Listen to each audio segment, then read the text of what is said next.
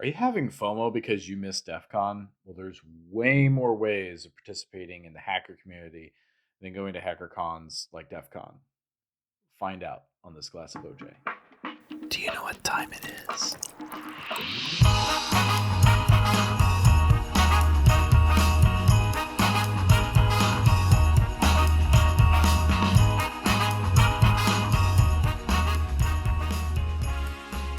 That's right. A lot of people did not go to DefCon this year, even people who are very much in the hacker community, I didn't let go. alone people who are new. I didn't go. No. You didn't go. I know And a I lot of love people who didn't go. Vegas. I didn't even go. I didn't even go to the other conferences in Vegas this year. Yeah. I went to Samurai Summer Camp. Pretty cool. Another community. But I think you had come up with this idea for a conversation simply because when people talk about how do you engage with hacking and the hacker world, all the people on social media, people seem to really champion conferencing. Yeah. And there's a lot of great conferences out there. Hey, can we just take a second? Mhm. We did a conference, so we are biased. Yeah. I mean, we've done a conference. Yeah.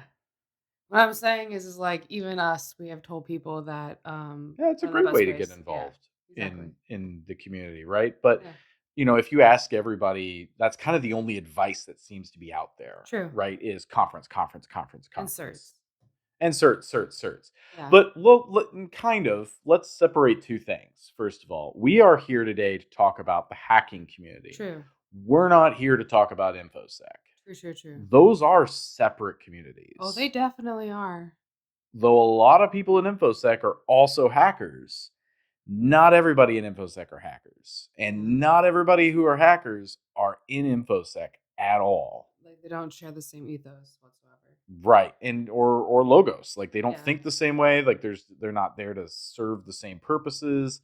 That's just not what they're here for at all. Yeah. And so just get that out of your mind right now. This is not a video to tell you how to get into InfoSec, how to land that job. No. We've done some videos on that before and talked about ranking ways to get into InfoSec and other such things. This is not that video. No. This is Oh, talking you know who about. does good videos about this too that I want to plug real quick? Mhm. You know the Ginger Hacker?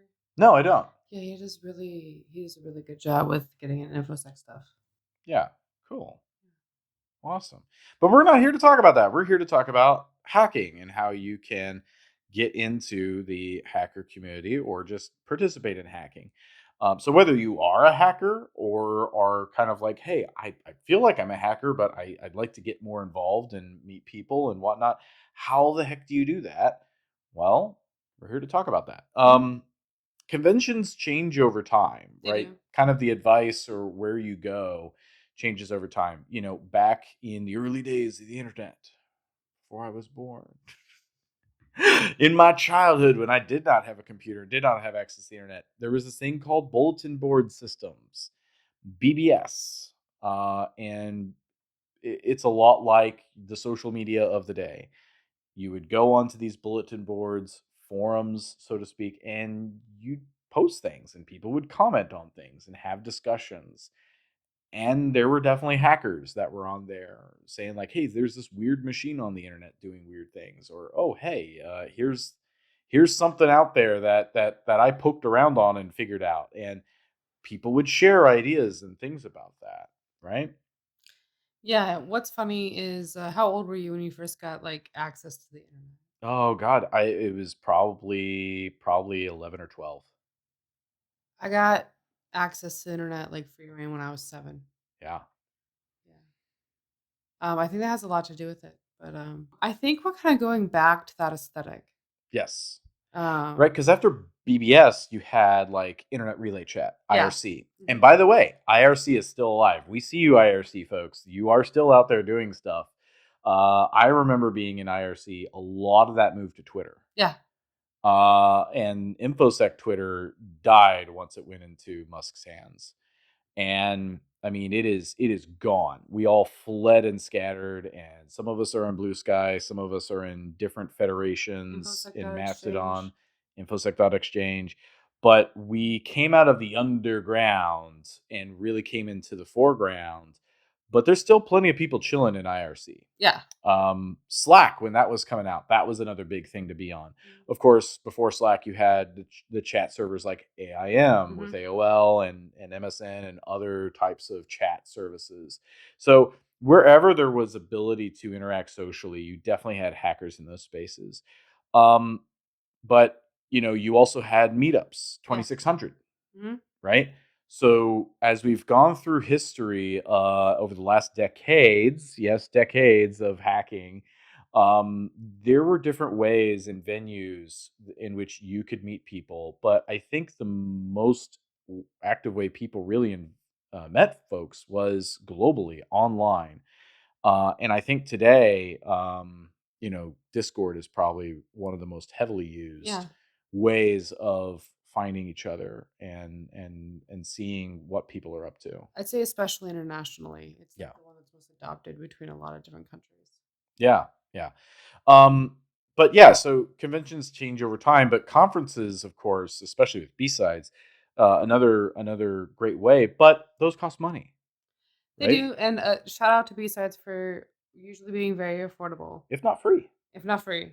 But like DefCon is like completely unapproachable. It's not Oh, just the absolutely. ticket; it's the hotel room, it's the Yep. flight, it's the $12 bottles of water.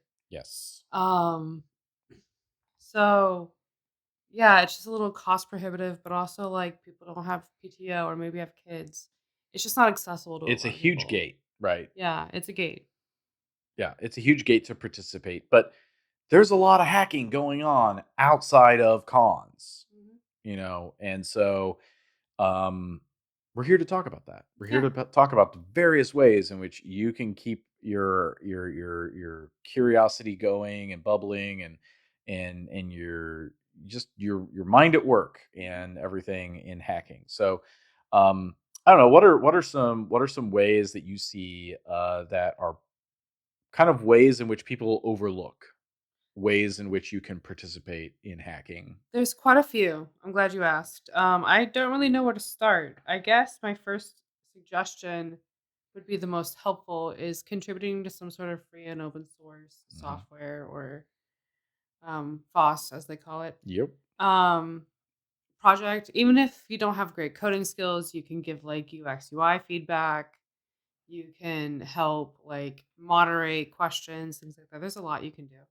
And it's also a great way to learn to code in Mhm. many ways. Like even if you understand some of the conventions, contributing to now, I have to say that with a big caveat: be careful of vibe coding. Mhm. There's a lot of free and open source projects that are actually suffering right now from so many vibe coders contributing really crappy code. Yeah. Just absolute slop. So be careful, right? But if you're genuinely learning to code and build and you've built something useful that adds to a project, consider contributing to that, right? Mhm. So and like DNS was saying, you don't have to just be coding only. You can also help with those UI or even just saying, "Hey, I have a problem when I'm using this." Or documentation. Yeah, absolutely. Oh Yeah. God, documentation, so much documentation. Yeah, it really helps if people can contribute with documentation. So many readmes on GitHub projects. Right. Just why did I read you? Like you didn't tell me anything. TLDR, nothing. Yeah, exactly. And kind of to that point, with free and open source projects, where do you start? Well, sometimes you find a niche. Yeah. You find something. Maybe it's a tool you use all the time, or maybe it's just I don't know something you're passionate about. But in finding a niche, I mean, hell, what's a niche you are involved in, or Oh, something I you like consider war a niche? driving. You like war Wiggle driving. specifically. Shout out to wiggle.net. Um, By the way, but one of the most well performed videos and short series yeah. of this channel is the Worldwide War Drive we did a few years back. Yeah. Um, shout out to Wiggle, definitely. But war driving was a big one. And I think it's interesting because I've contributed to the platform with data. Now granted, I Mhm. have like 9 months of CSVs to upload that I haven't uploaded. Oops. But over time, I've contributed a lot of data points to the project, but also like I've made a couple wrappers and some things that use the API. Mhm. My GitHub has a project that maps out a path for war driving, like how where you should go to get the most networks. Right. So yeah, It's pretty cool. Um, that's how I contribute. How do you have any projects that you're working on? So I don't know if it's a niche so much as I'm right now just trying to find a way to give back, not just to the hacking community, Mhm. because I've done that to a degree, and I continue to do it in little ways. But right now, I'm trying to figure out how do I take what I do and give it more to the non-hacking community, and show off what hackers are great people, right? And so right now I'm working on a training called Are You Smarter Than a Scammer? And I want to Mm, try and show people scammers, and what these folks are doing, and get people to recognize when those things are happening to them, mm, and kind of help them build that immune system, if you will, and an ability to react correctly, mm. and give them some tips. And one of the big things I always see is it's not, it's not about your age. Yeah, Everyone thought, children were gonna be so awesome at technology because they've always had tech in their hands. We're actually finding out, no, you actually do need special training to learn how to, work with computers in a meaningful way and engineer them and everything. It just doesn't happen because you tapped around on a thing. actually, the Hacking takes a little bit of extra effort, yeah, not just using the computer. true. The younger generation, younger than us, Mhm. actually are worse at technology. Have less Yes. tech literacy. Yeah. Because they're at the abstraction layers that we weren't. Mhm, I mean, even people who did technology prior to us, they had to learn how to write basic code, mhm, right? They had to actually learn how to script and do different things, write their own programs. mhm. We didn't, Right. but we were at that sweet spot area where we had to figure out how to get things to work with each other. Mhm. Whereas right now, it's, oh, there's an app, and I put in, my password here, and I put in my password here, and now they talk to each other with no understanding of why. Yeah. And that's that layer of abstraction that's happened, right? Mhm.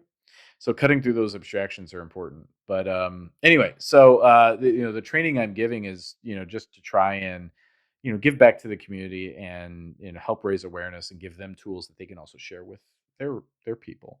Yeah. So that's another way you can get involved in the hacking community. Take the things you've learned in hacking and bring those to non-hackers and use that to help them. Yep. Right. I'm actually wearing a shirt from Hackers for Charity. So it's I hack charities.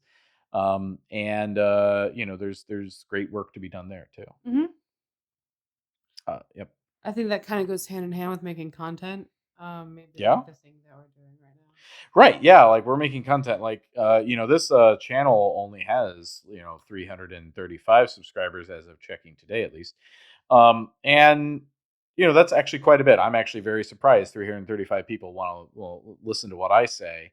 And I'm not so worried in this channel about, me. I'm more interested in what's something that's going to help somebody. Right. Kind of why we do these types of collaborations together. But I don't want to just do something to do something.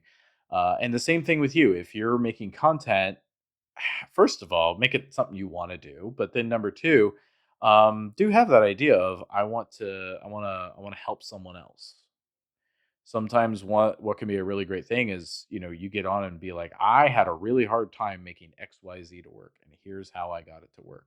You're going to solve someone's problem. Mhm. And Stack Exchange or GitHub is not the thing they're going to find Mhm. or be able to read through or have the patience, but a video, that's going to help them figure something out. So you can Yeah. find ways of making content. Yeah. I think another interesting thing, kind of along the lines of a niche, is there's a lot of interesting projects out there, Yeah. like Meshtastic.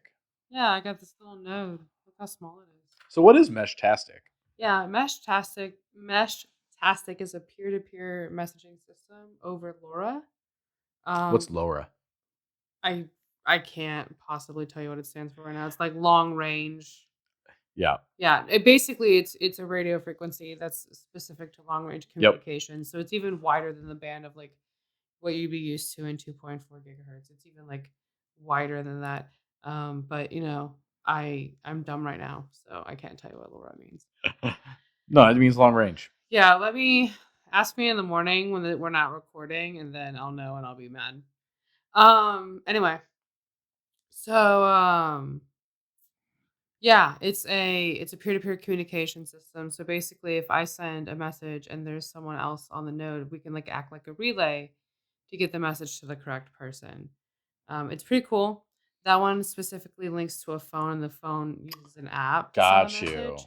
But there are like all-in-one devices or like modifications you can make to basically any device to be able to do Meshtastic. It is great for like emergency communications because you're Mhm. not relying on cell networks. And there's just cool stuff that happens on it. Austin, Texas has a thriving Meshtastic community. So does Chicago. Yeah, it's a lot. Yeah, so there's a lot of places that are very heavily connected with these little mesh devices, and some people put them on top of their apartment buildings or out their apartment windows or just different things, and connect with each other. And there's some ways of doing encryption with it. Mhm. There's some ways of just messaging, and I forget how far the longest message that's been done so far, but it's across many cities. Yeah. So, I mean, you're talking about being able to be here and you put this message out onto a node which carried it all the way out, to someone somewhere very far out, Yeah. out there. So, Meshtastic can be a very good project, and kind of like you said, in an emergency situation, a lot of Meshtastic nodes have an emergency backup power. Yeah. So it's they're plugged into main power, but then they also have a battery backup to remain active, so that they can also remain active during storms or times when cell phones may be out or maybe overburdened. You know what also has very similar use cases? Ham radio. Right, ham radio. Yeah.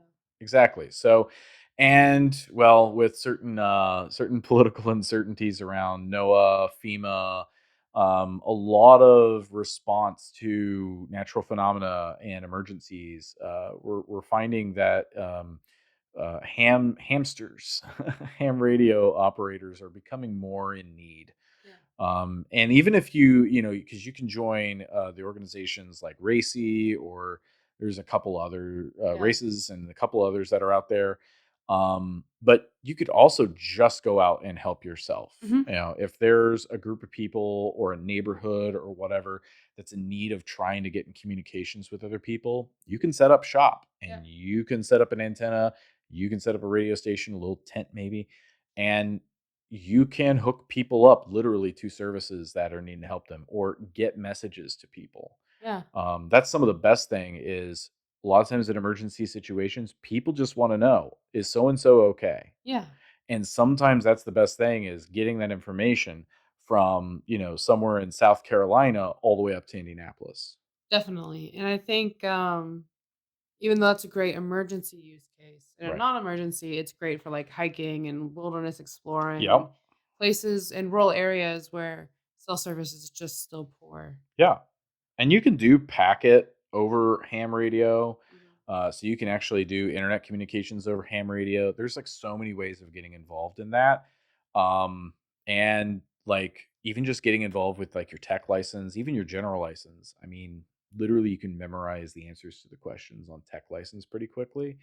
Mhm. And then on the general license, it's also not too hard to just roll through the questions a bunch in a random question generator Mhm. and just get your license and then start going. Yeah. We haven't mentioned something that you and I both mentioned we were kind of 50-50 Yep. on. Home labs Oh and yeah. stuff like that. So, in one way, it's great for community building because people will share and swap items. They will like help people build specific like Hmm. builds, especially those studying for the CCNA that have the little mini Oh desk yeah. rack. Those get bought and sold all the time. But it's a barrier because having a lot of gear and like socializing around a particular brand, and Yeah. not any brand in particular, but you get it. Focusing on a brand kind of does build a community, Yep. but it's not a great way to do it. Yeah. Home labs can be tough, especially if you are building it around a brand. If you're going to go with the top networking brand or whatever, and well, that's the lab you're going to build. There's also a lot of people who will throw up Proxmox Yeah. and put in, what is it, Metasploitable or Mhm. several other things, and go and set up different networks and AD controllers and just various things out there to try and build a home lab. Mhm. And your throw up pfSense, right? And run that and try to see how firewalls work. Mhm. um, and you could also do security onion and Pi-hole, and you can throw a whole bunch of things into a home lab to do. You can even do not a home lab, but a cloud lab, right? You Yeah. can build out a cloud lab too. And then you don't need the hardware, but there's a recurring cost, and you got to make sure you turn stuff off when you're not using it, and everything. So you got to have a good, but that can also teach you a lot about the cloud and Yeah. how to manage it and whatnot. So there's many ways to get in that don't require maybe a lot of money. Mhm. But sometimes that's the gate, is getting in and spending a lot of money. Yeah. Hacking didn't usually involve, back in the day, spending a lot of money. Usually the most money you spent was the PC or computer that you bought. Yeah, and Usually you already had it though. I think some of the hacking ethos is like making do with what you have or reusing what you Yeah. have already. I think that's one of the reasons why hackers still really like analog and antiquated tech. Like, why do we all love floppy drives, man? Why? Well, we do. Yeah, it was so fun. It was so fun to mess with. And I think that's kind of why do people get involved in hacking to begin with, Mhm. right? It's those crimes of curiosity, right? I think I think that's that's what I something you were told talking you. about. Yeah, your crime of curiosity got you into hacking. Yeah. Well, that and subverting authority. Yeah, absolutely. Especially inappropriate authority. Yeah. Right? Like DRM, from a corporate perspective, a capitalist gaming perspective, DRM was one of those. Was like, I bought this ebook. It's mine. Why in the world do I have to connect to the internet to ask you permission to read my book that I bought? I bought this video game. Why do I need to connect it to the internet when it has no internet content to speak of? To what, I forget the game that originally did that. I forget if it was a Blizzard game or, I think EA is the one that does that. yeah, it was an EA game that had that, where you had to be connected. There was no internet contact. There was no Yeah. internet connectivity, just to basically tell, hey, can this person run this game? And this was at a time when we were not nearly as internet connected as we are today. So Oh. people getting a video game at Best Buy, taking it home to their computer, and then being like, oh, I don't have the internet, was a real thing. And this game you spent 70, 60, 70, $80 maybe on, now is a brick. You cannot Wow. use it.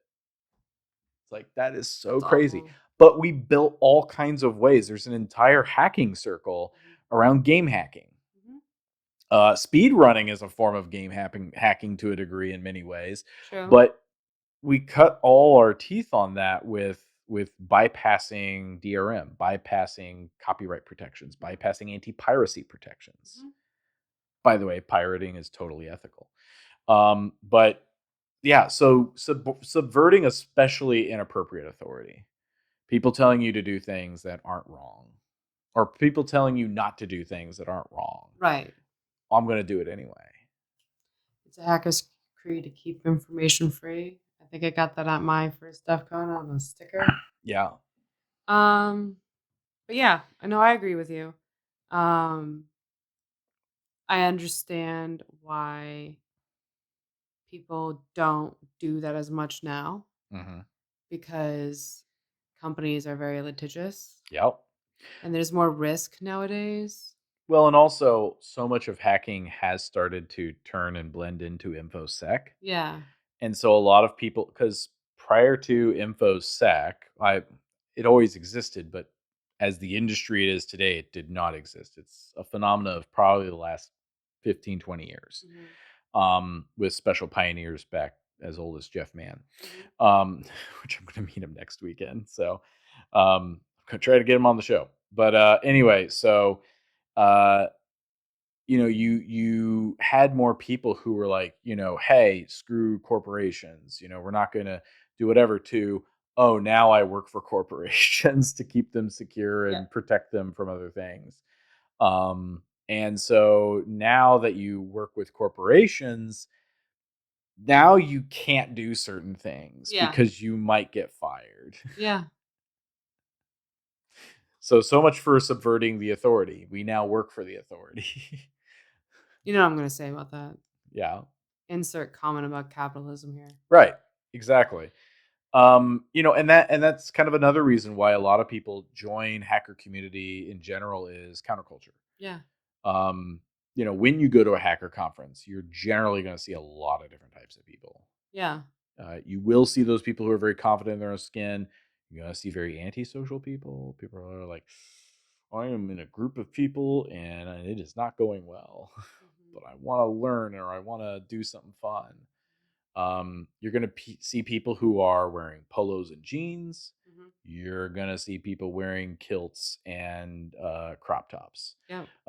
Maybe not together, but you're going to see a variety of Someone people. someone should pull that off. Kilts and crop tops. Yeah. Well, I think once, I feel like Gimli could. yeah, you think Gimli could do crops and Yeah. kilt and crop top? Yep. Get the petition going. Cool.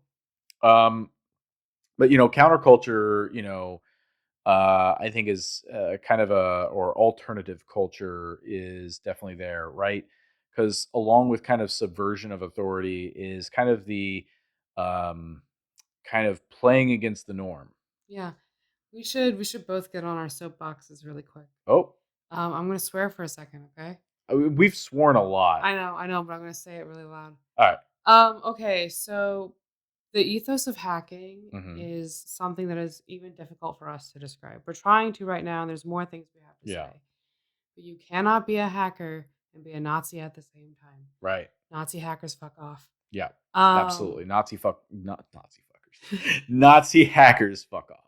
yeah, I know, like there is some part of counterculture that because that's a part of the community, you can't be like for the authority, for the Right. oppressor, for the downfall of others. Mm-hmm. Like it's kind of like the punk community. The most punk thing you can do is be kind, Right. you know? So like yeah, I think that the hacker community is really open and really accepting and there's so many different types of people and you don't have to get along with all of them, Right. right?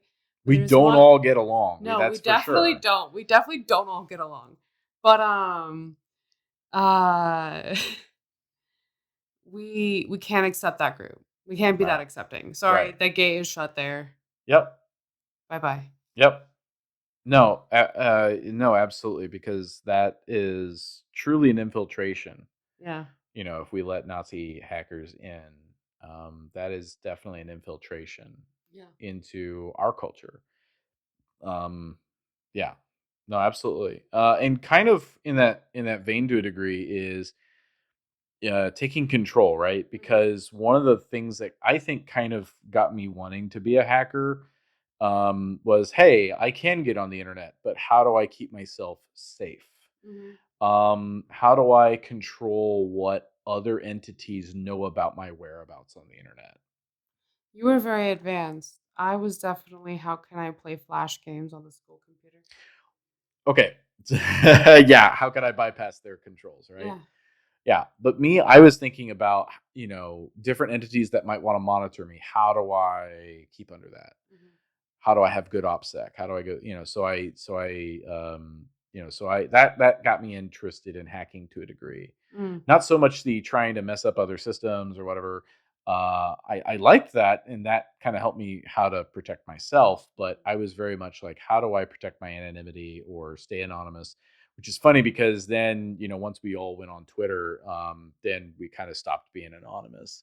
Once you get a YouTube channel, you stop being anonymous. Yeah. Once you get on LinkedIn, you stop being anonymous. Which But sucks.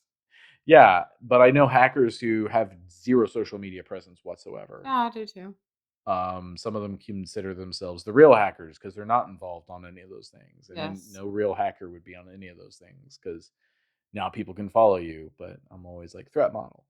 Um, Definitely threat model, but I still respect the people who say that. yeah, but They're all old guards. yeah, getting control of your digital life though is something that we want, especially in the day and age where your data is literally a commodity. Hey, for didn't we sale. just make a video about how to some privacy settings Yeah, to we may have had some privacy settings discussions a couple videos ago. So check that out. But controlling your digital life is definitely getting more interesting Mhm. as our machines give more and more information about us that we don't want. Well, that and our digital footprint is way more severe than it used to be. Hmm. Um, we're seeing that play out in real time for a lot of people. Yeah, So that's also a big consideration. Hackers don't want their digital footprint because right. your employer could find it. Yeah. You could be doxxed for it. Some weirdo on the internet could just be mad at you for no reason. Well, yeah. And that's a thing that's very much a thing, right? Mhm. And I will say hackers have been responsible for a lot of doxing too. Yeah. Again, as part of that subversion of authority, doxing people who are involved in oppressing others. Mhm. That has been a tool in a way in which people have gone and used OSINT or other things to gather that information and and give more information about that. One thing I think that attracts people to hacking in general is that appreciation for anonymity, Mhm. even if you don't take advantage of it yourself. Mhm. Um, to the point where online no one knows your gender, Yeah. nobody knows your religion, no one knows your race unless you give that information. Yeah. And especially when you go back to the BBS days, there were so many hackers on BBS. Mhm. Everyone just assumed you were a white dude Yeah. until further notice. Like everyone just figured whatever default was in your brain, that's what people assumed you were, unless you said other things. So, No, I remember those days. Specifically, I remember when services started asking for email addresses. Like I remember before services even wanted an oh email my to back god, up stuff. But yeah, no, you could just have a username of anything you wanted. yep, That's all people really knew of you. And that is your identity. And so if your online identity doesn't necessarily match your real life persona, that was okay. right, And I think I missed the days of the anonymous internet. I think it was a lot easier to be anonymous yep. before people knew what to log and all that stuff. And we didn't want the data because number one, data storage was expensive. Mhm. So we didn't want the data. Actually, the least amount of data we can store and handle, bandwidth, of course, that's way better. Let's not handle all the data. Yeah. Now the storage is pennies a gig per month. Bandwidth is cheap for the most part for most people's applications. So yeah, as much data as I can, please. I want more telemetry. I want more visibility. I want more data for different things. And so back in the old days, we were like, yeah, we you couldn't do that. Yeah. And so it was about how much you could get out of what little power you had. Mhm. Um, but another reason I think people do get into hacking is you can make money Yep. both in a legal way and illegal Yeah. ways. You know? I think hacking also teaches you skills that open you up for other money opportunities too. Oh, absolutely. Yeah. Absolutely. Um, but and so when you think about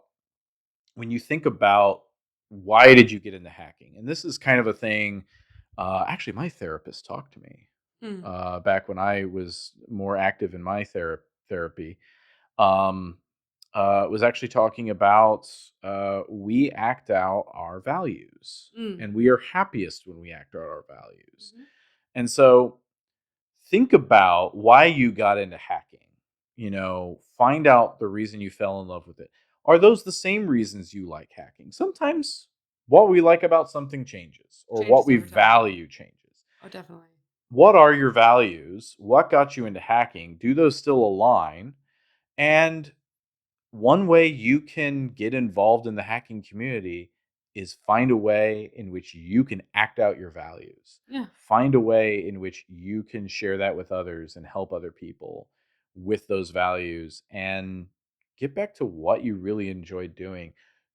Screw everything else you see. You may see Badge Life and everyone doing capture the flags and everybody going on and doing hack the box and everyone going all these things that you see everyone on social media talking about doing and everything. But there is so much more to hacking than those things. and you can get just as much pleasure, enjoyment, and even give back and make a meaningful contribution to the community. And maybe you want to get credit for it. Maybe you just want to be in the background and be like, I did that one Mhm. day, to your friends, and be like, I did that. Mhm. Maybe it doesn't matter what your reasons are. There's ways to get into hacking, there's ways to participate in a hacker community, and it doesn't involve just the same old stuff that you kind of hear on the internet these days. Yeah, and I think some of those things might be I think they're great resources. Mhm. I've been guilty of saying all those things before, right? But it assumes the the will of the person, I guess. Mhm. Like we say, do hack the box. Hack the box is not easy for someone starting out. Nope. That could be really defeating to them. That advice doesn't fit. But the advice that you just gave about following what you like care about and what you want to do, that's going to let someone succeed every time. Yep. So, yeah, still eat your vegetables, but Yeah. Absolutely. So, why did you get into hacking, right? And what are ways in which you're trying to give back, or you've thought about giving back, and maybe you've just not found much motivation to do it for a while? I know I've got some projects on the shelf I need to work on myself. But tell us about those in the comments, and find us on social media. And we'll see you in another glass of OJ.